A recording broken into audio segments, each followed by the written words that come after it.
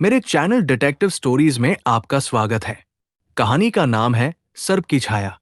London की धुंध भरी सुबह थी और बेकर स्ट्रीट के हमारे आरामदायक कमरे में मैं डॉक्टर जॉन वॉटसन अपने प्रिय मित्र शेरलॉक होम्स के साथ बैठा था।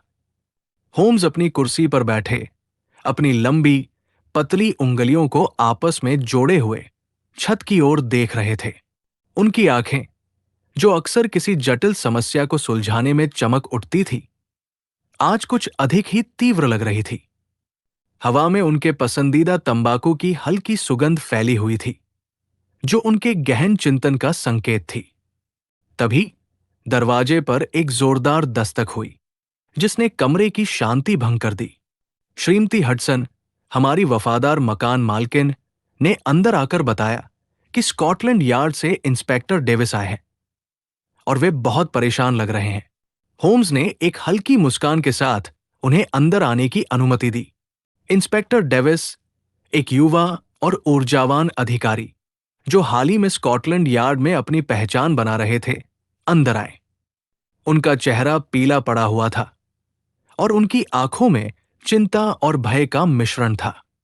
उन्होंने अपनी टोपी उतारी और हांफते हुए कहा, मिस्टर होम्स, हमारे पास एक ऐसा मामला है जिसने पूरे यार्ड को हिला दिया है। ये एक रहस्यमय और भयानक मौत है और हमें आपकी मदद की सख्त जरूरत है। होम्स ने अपनी आंखें डेविस पर केंद्रित की। कृपया बैठिए, इंस्पेक्टर, और हमें विस्तार से बताएं। मुझे उम्मीद है कि यह मामला आपके लिए उतना ही दिलचस्प होगा जितना कि मेरे लिए। डेविस ने अपनी सांसें सामान्य की और अपनी नोटबुक खोली। मामला लॉर्ड हैरिंगटन का है, मिस्टर होम्स। आप उन्हें जानते होंगे। वे एक प्रसिद्ध वनस्पति शास्त्री और दुर्लभ पौधों के संग्रहकर्ता थे। उनकी गिनती लंदन के सबसे सम्मानित और धनी व्यक्तियों में होती थी। हां, मैं उन्हें जानता हूं, होम्स ने कहा। उनके पास दुनिया के कुछ सबसे दुर्लभ और खतरनाक पौधों का संग्रह था। तो क्या हुआ उन्हें? उन्हें आज सुबह उनके ग्रीन हाउस में मृत पाया गया, डेविस ने कहा। और सबसे अजीब बात यह है कि ग्रीन हाउस अंदर से बंद था। कोई जबरन प्रवेश का निशान नहीं है और ऐसा लगता है कि कोई भी अंदर या बाहर नहीं गया। बंद कमरे का रहस्य? होम्स ने अपनी भौहें चढ़ाई। यह तो वास्तव में दिलचस्प है। मृत्यु का कारण क्या है? यही तो रहस्य है, मिस्टर होम्स, डेविस ने कहा। डॉक्टरों का कहना है कि उनकी मौत किसी अज्ञात जहर से हुई है। शरीर पर कोई बाहरी चोट नहीं है, लेकिन उनके होंठ नीले पड़ गए थे और उनकी आंखें खुली हुई थी, जैसे कि वे किसी भयानक चीज को देख रहे हों। जहर इतना तेज था कि कुछ ही मिनटों में उनकी जान ले ली। लेकिन सबसे अजीब बात यह है कि हमें किसी भी तरह के जहर का कोई निशान नहीं मिला है, न तो उनके शरीर में, न ही ग्रीन हाउस में। होम्स ने अपनी कुर्सी से उठते हुए कहा, यह तो एक चुनौती है, इंस्पेक्टर। हम तीनों एक कैब में बैठकर हैंक एस्टेट की ओर रवाना हुए। ये लंदन के बाहरी इलाके में स्थित एक विशाल और शानदार संपत्ति थी, जिसके चारों ओर हरे भरे बगीचे और ऊंची दीवारें थी।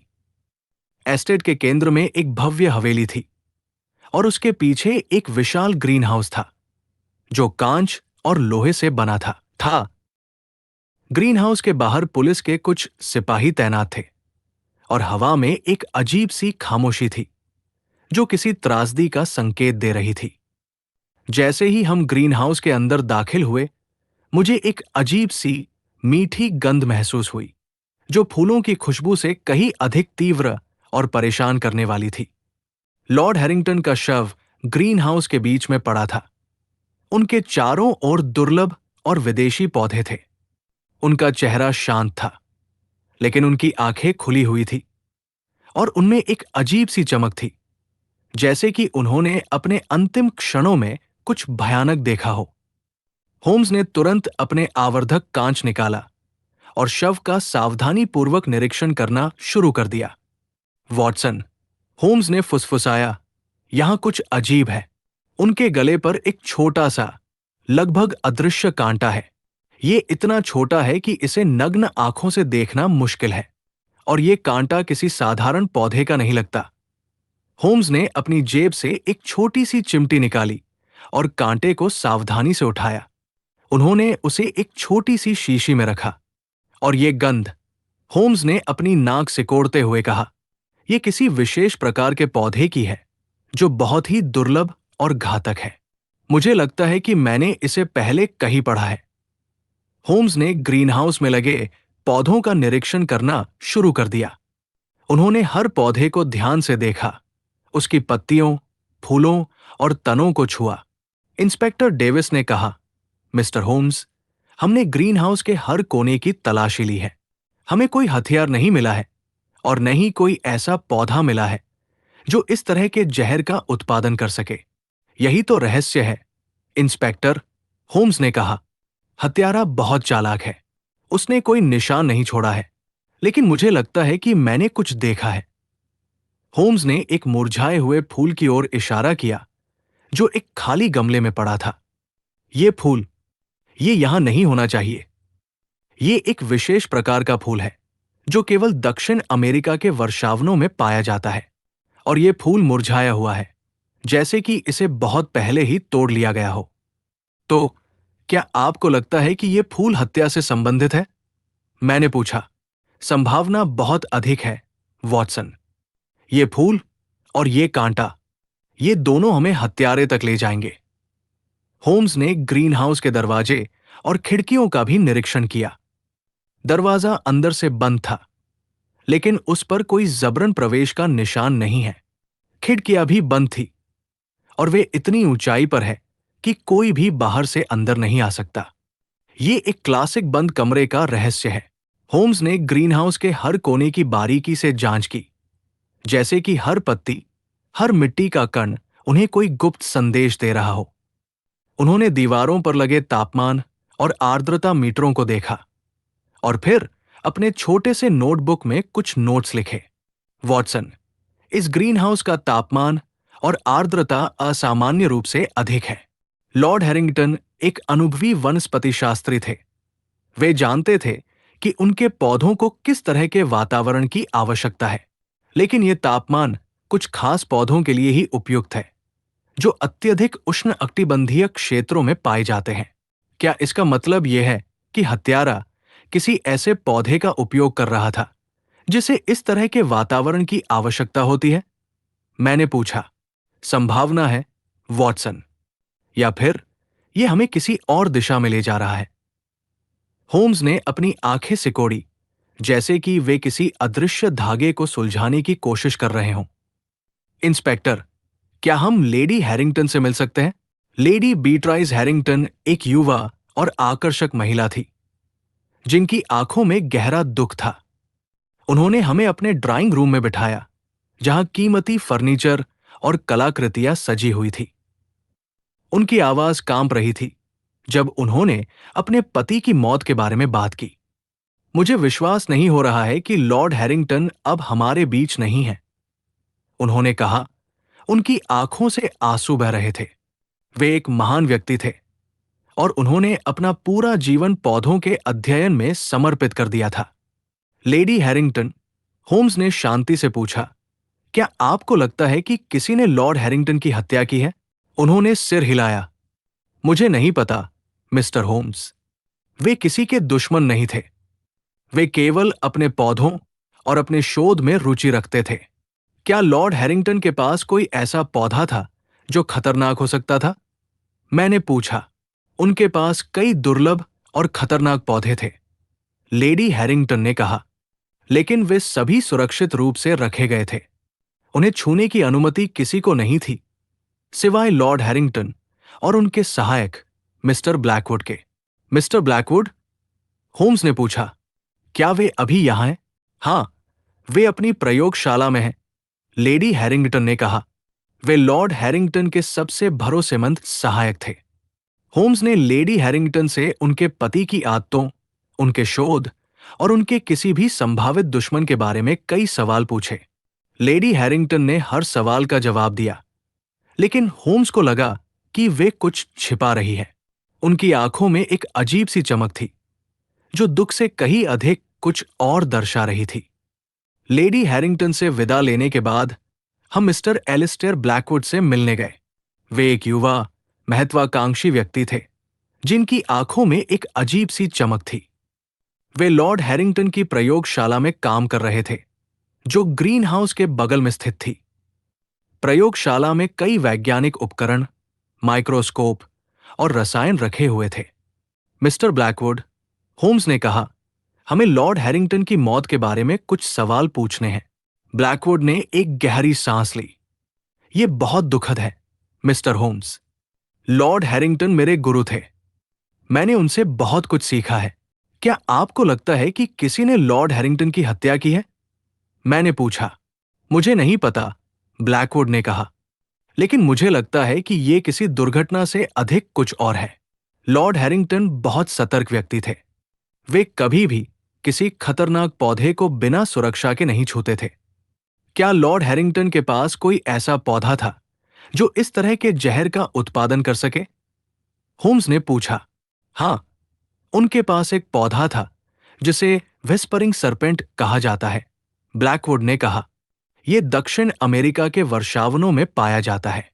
इसके पत्तों से एक बहुत ही घातक जहर निकलता है जो शरीर में कोई निशान नहीं छोड़ता। लेकिन वो पौधा कई साल पहले मर गया था। ब्लैकवुड ने एक खाली गमले की ओर इशारा किया जिसमें मुरझाए हुए पौधे के अवशेष थे। होम्स ने उस खाली गमले को ध्यान से देखा। यह वही पौधा है जिसे मैंने ग्रीन हाउस में देखा था, लेकिन यह मुरझाया हुआ है। तो यह जहर कहां से आया? मुझे नहीं पता, मिस्टर होम्स, ब्लैकवुड ने कहा, लेकिन मुझे लगता है कि किसी ने लॉर्ड हैरिंगटन को मारने के लिए इस जहर का इस्तेमाल किया है। ब्लैकवुड ने अपनी आंखों में एक अजीब सी चमक के साथ कहा। होम्स ने ब्लैकवुड से लॉर्ड हैरिंगटन के शोध, उनके दुश्मनों और उनके किसी भी संभावित रहस्य के बारे में कई सवाल पूछे।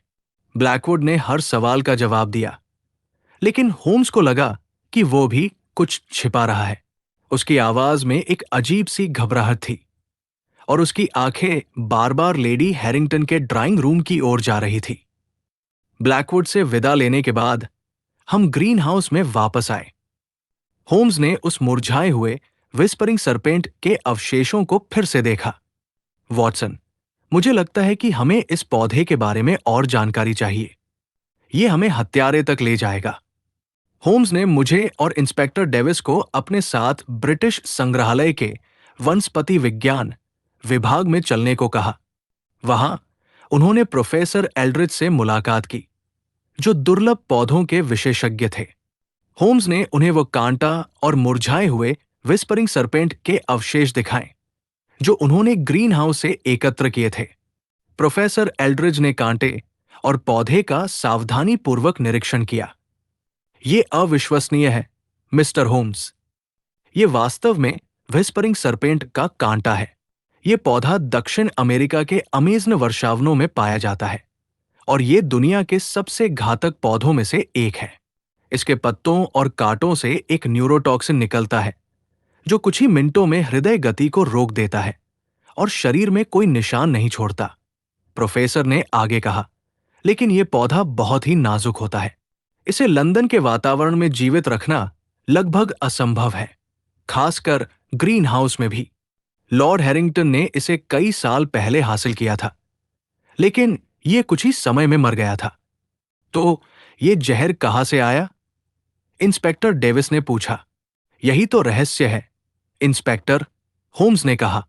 किसी ने इस पौधे के जहर का उपयोग किया है, लेकिन यह पौधा ग्रीन हाउस में जीवित नहीं है।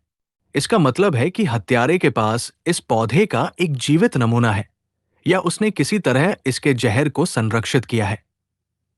होम्स ने प्रोफेसर एल्ड्रिच से पूछा, क्या इस जहर का कोई एंटीडोट है? नहीं, मिस्टर होम्स, प्रोफेसर एल्ड्रिज ने कहा।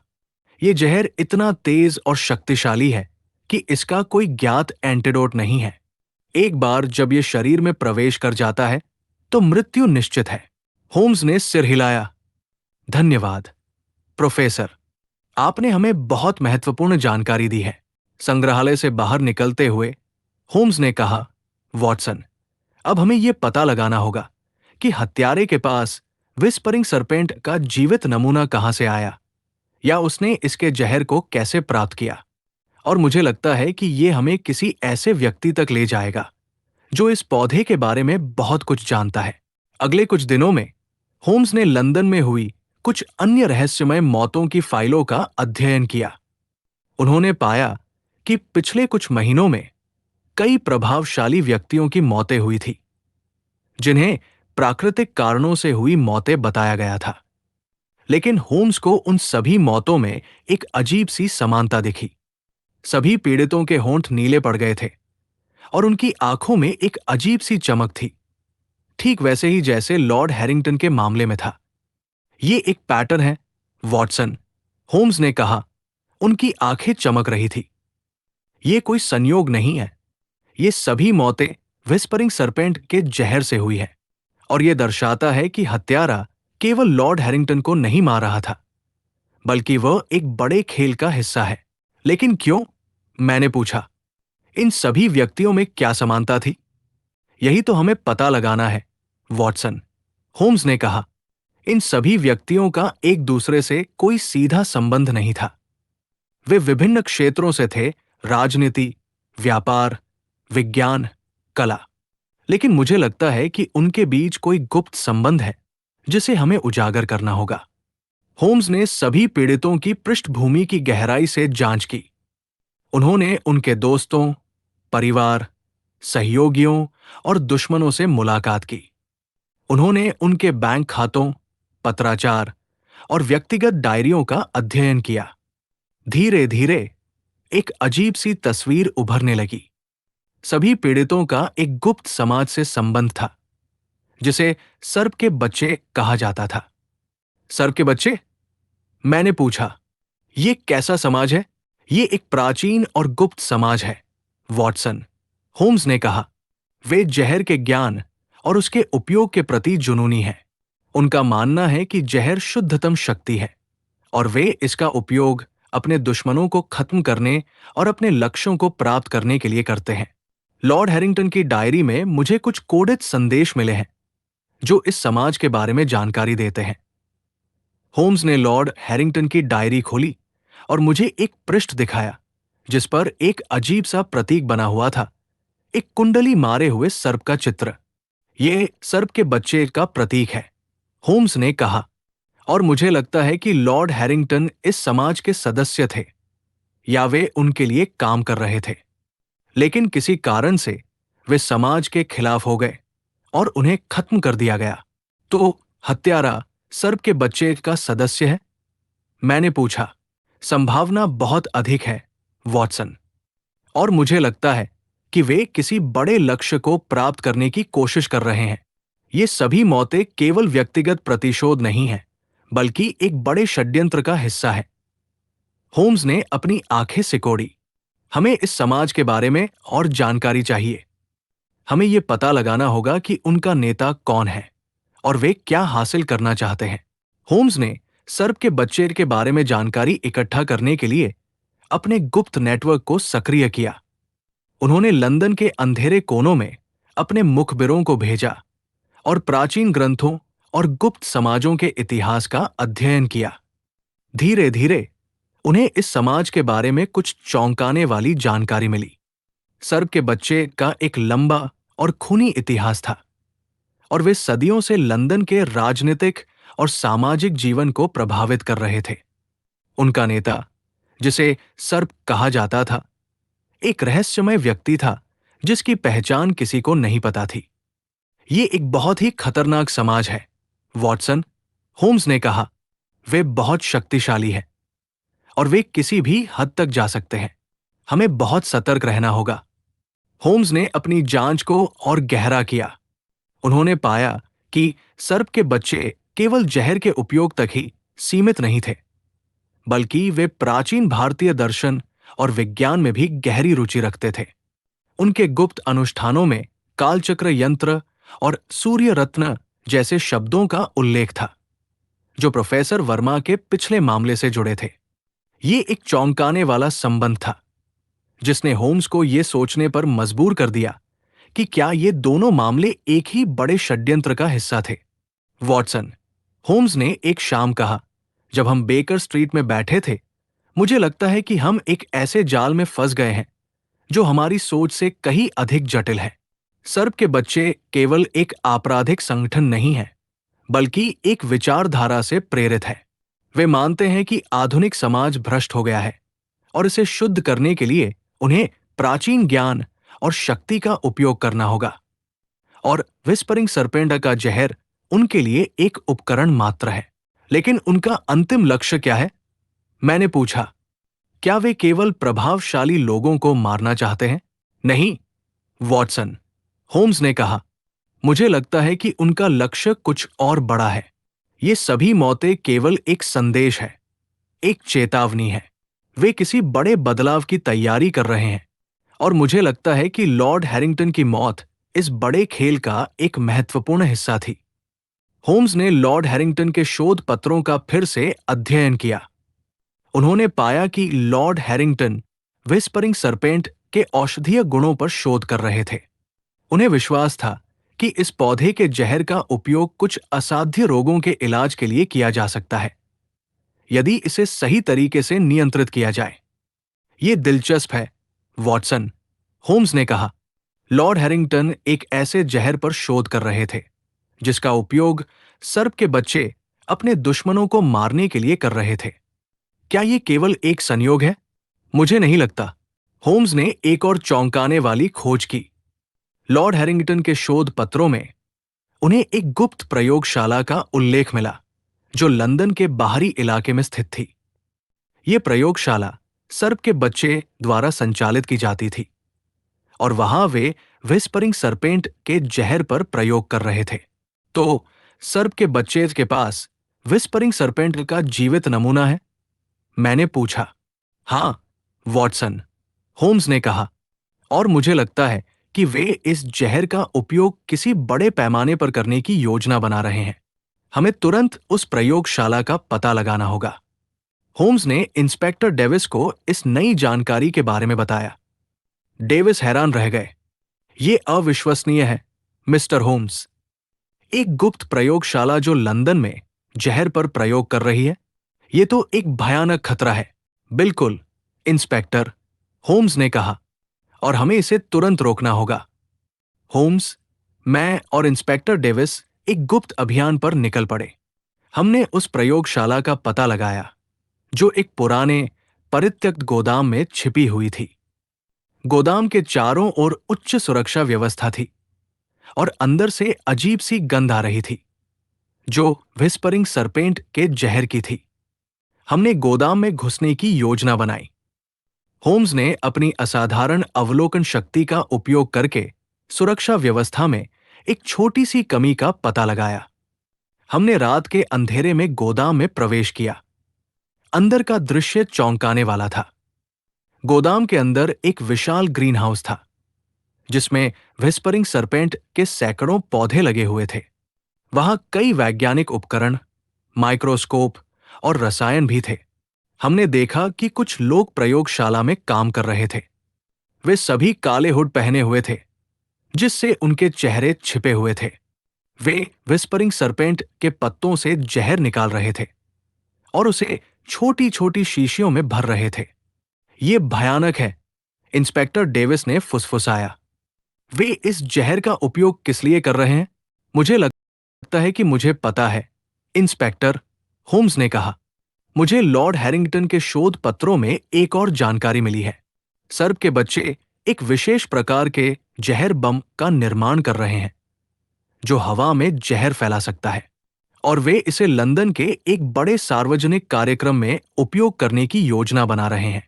ये सुनकर हम सभी के रोंगटे खड़े हो गए। ये एक भयानक षड्यंत्र था जो पूरे लंदन को खतरे में डाल सकता था। हमें तुरंत उन्हें रोकना होगा। होम्स ने एक योजना बनाई। हमने प्रयोगशाला में काम कर रहे लोगों को चुपचाप पकड़ लिया। उनमें से एक को छोड़कर बाकी सभी सर्प के बच्चे के सदस्य थे। वह एक व्यक्ति जो हुड पहने हुए था, लेकिन उसके हाव भाव कुछ अलग थे। वो मिस्टर एलिस्टेयर ब्लैकवुड था। ब्लैकवुड, मैंने आश्चर्य से कहा, तुम यहां क्या कर रहे हो? ब्लैकवुड ने अपना हुड हटाया उसके चेहरे पर डर और घबराहट के भाव थे। मिस्टर होम्स, मुझे माफ कर दीजिए। मुझे मजबूर किया गया था। सर्प के बच्चे ने मुझे धमकी दी थी कि अगर मैंने उनकी बात नहीं मानी तो वे लेडी हैरिंगटन को मार देंगे। Lady Harrington? होम्स ने पूछा। क्या तुम लेडी हैरिंगटन से प्यार करते हो? ब्लैकवुड ने सिर हिलाया। हां, मिस्टर होम्स, मैं उनसे बहुत प्यार करता हूं और मैं उन्हें बचाने के लिए कुछ भी कर सकता हूं। तो तुमने लॉर्ड हैरिंगटन की हत्या की? मैंने पूछा। नहीं, मिस्टर होम्स, ब्लैकवुड ने कहा, मैंने लॉर्ड हैरिंगटन की हत्या नहीं की। सर्प के बच्चे ने उन्हें मारा। उन्होंने मुझे ग्रीन हाउस में जहर फैलाने के लिए मजबूर किया। लेकिन मैंने ऐसा नहीं किया। मैंने केवल नाटक किया। ब्लैकवुड ने एक छोटी सी शीशी निकाली जिसमें एक रंगहीन तरल था। ये असली जहर नहीं है। ये केवल एक बेहोश करने वाली दवा है। मैंने लॉर्ड हैरिंगटन को बेहोश कर दिया था ताकि वे सर्प के बच्चे के हाथों से बच सकें। लेकिन जब मैं उन्हें बचाने की कोशिश कर रहा था तो सर्प के बच्चे के नेता सर्प ने उन्हें मार दिया। सर्प कौन है? होम्स ने पूछा। ब्लैकवुड ने एक गहरी सांस ली।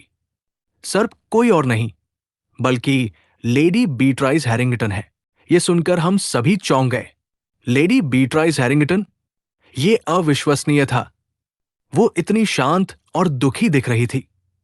लेडी बीट्राइस? इंस्पेक्टर डेविस ने अविश्वास से कहा। यह कैसे संभव है, मिस्टर होम्स? ब्लैकवुड ने कहा। उसकी आवाज में अब थोड़ी हिम्मत आ गई थी। लेडी बीट्राइस बचपन से ही जहर और प्राचीन अनुष्ठानों के प्रति जुनूनी थी। उनके परिवार का संबंध सदियों से चले आ रहे एक गुप्त समाज से था जो जहर के ज्ञान और उसके उपयोग में विश्वास रखता था। लॉर्ड हैरिंगटन को इस बारे में पता नहीं था जब उन्होंने उनसे शादी की थी। लेडी बीट्राइस ने ही लॉर्ड हैरिंगटन को विस्परिंग सरपेंट पर शोध करने के लिए प्रेरित किया था ताकि वे इसके जहर को और अधिक शक्तिशाली बना सकें। तो लॉर्ड हैरिंगटन की मौत कैसे हुई? मैंने पूछा। लेडी बीट्राइस ने ही उन्हें मारा, ब्लैकवुड ने कहा। लॉर्ड हैरिंगटन को सर्प के बच्चे के असली इरादों का पता चल गया था। उन्हें पता चला कि लेडी बीट्राइस और उनका समाज विस्परिंग सरपेंट के जहर का उपयोग लंदन में बड़े पैमाने पर तबाही मचाने की योजना बना रहा है। लॉर्ड हैरिंगटन ने इसका विरोध किया और उन्होंने लेडी बीट्राइस को रोकने की कोशिश की।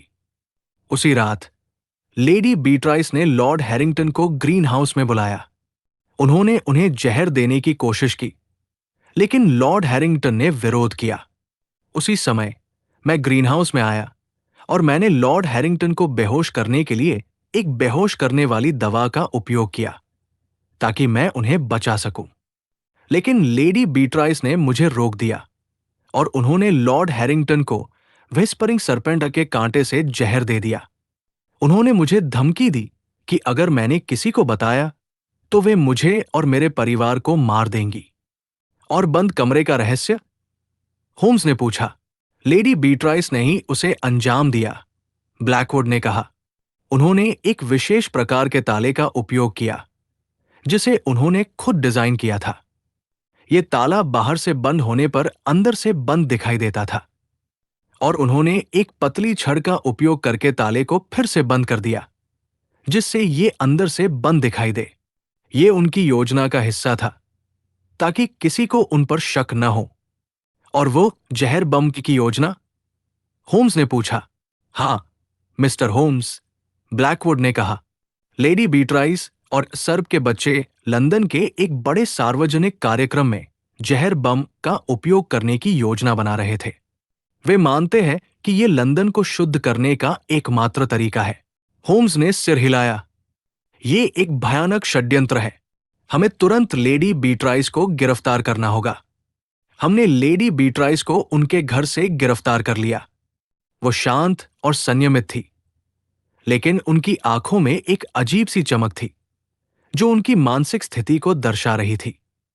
उन्होंने अपने अपराधों को स्वीकार किया और उन्होंने सर्प के बच्चे के बारे में भी जानकारी दी। लेडी बीट्राइस ने बताया कि सर्प के बच्चे एक बहुत ही पुराना और शक्तिशाली समाज है जो सदियों से लंदन के राजनीतिक और सामाजिक जीवन को प्रभावित कर रहा है। उनका मानना है कि वे दुनिया को एक बेहतर जगह बनाने के लिए काम कर रहे हैं और इसके लिए वे किसी भी हद तक जा सकते हैं। उन्होंने ये भी बताया कि विस्परिंग सरपेंट का जहर उनके लिए एक पवित्र उपकरण है जिसका उपयोग वे अपने लक्ष्यों को प्राप्त करने के लिए करते हैं। ये मामला मेरे लिए एक और अविस्मरणीय अनुभव था। इसने मुझे न केवल शेरलॉक होम्स की असाधारण प्रतिभा का एक और प्रमाण दिया, बल्कि ये भी सिखाया कि मानव मन कितना जटिल और रहस्यमय हो सकता है। लेडी बीट्राइस, जो एक सुंदर और शिक्षित महिला थी, एक भयानक अपराधी निकली जो एक खतरनाक विचारधारा से प्रेरित थी।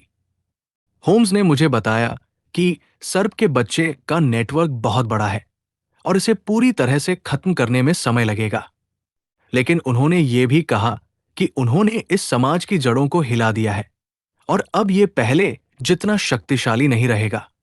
हमने ब्लैकवुड को उसकी ईमानदारी के लिए धन्यवाद दिया और उसे सुरक्षा प्रदान की। उसने लेडी हैरिंगटन के खिलाफ गवाही दी और उसे उसके अपराधों के लिए सजा मिली। लेडी बीट्राइस हैरिंगटन को उनके अपराधों के लिए आजीवन कारावास की सजा सुनाई गई।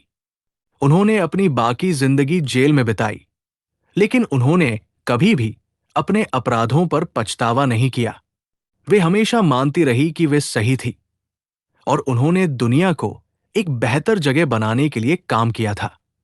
सर्प की छाया एक ऐसा मामला था जिसने मुझे हमेशा के लिए बदल दिया। इसने मुझे सिखाया कि दुनिया में अच्छाई और बुराई के बीच की रेखा कितनी पतली हो सकती है और कैसे एक व्यक्ति अपनी विचारधारा के लिए किसी भी हद तक जा सकता है। लेकिन इसने मुझे ये भी सिखाया कि न्याय हमेशा जीतता है, चाहे कितना भी समय क्यों न लगे। और जब तक लंदन में रहस्य रहेंगे, मैं जानता था कि मेरा प्रिय मित्र शेरलॉक होम्स उन्हें सुलझाने के लिए हमेशा तैयार रहेगा। उसकी तेज बुद्धि, उसकी असाधारण अवलोकन शक्ति और उसकी अदम्य भावना हमेशा न्याय की रक्षा करेगी। और मैं, डॉक्टर जॉन वॉटसन, हमेशा उसके साथ रहूंगा, उसके कारनामों का गवाह बनने और उसकी कहानियों को दुनिया तक पहुंचाने के लिए। ये कहानी यही समाप्त नहीं होती। सर्प के बच्चे का एक छोटा सा हिस्सा अभी भी सक्रिय था और वे लेडी बीट्राइस की गिरफ्तारी का बदला लेने की योजना बना रहे थे। होम्स को इस बारे में पता था और वे हमेशा सतर्क रहते थे। उन्हें पता था कि ये एक अंतहीन संघर्ष है, लेकिन वे कभी हार नहीं मानते थे। एक दिन होम्स को एक और रहस्यमय संदेश मिला। यह संदेश सर्प के बच्चे के एक नए नेता की ओर से था, जिसने होम्स को एक नई चुनौती दी थी। ये एक ऐसा मामला था जो पहले से भी अधिक जटिल और खतरनाक था, और होम्स को पता था कि उन्हें अपनी सभी शक्तियों का उपयोग करना होगा। ये एक नई शुरुआत थी, एक नई चुनौती और एक नई कहानी। और मैं, डॉक्टर जॉन वॉटसन, हमेशा की तरह अपने प्रिय मित्र शेरलॉक होम्स के साथ रहूंगा, उसके कारनामों का गवाह बनने और उसकी कहानियों को दुनिया तक पहुंचाने के लिए।